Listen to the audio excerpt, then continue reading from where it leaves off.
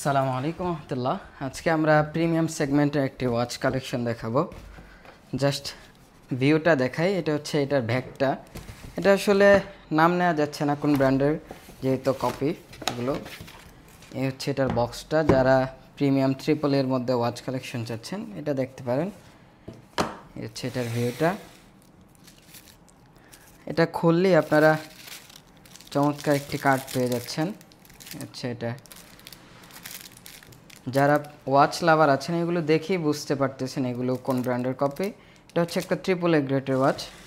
And a হচ্ছে এটার ভিউটা।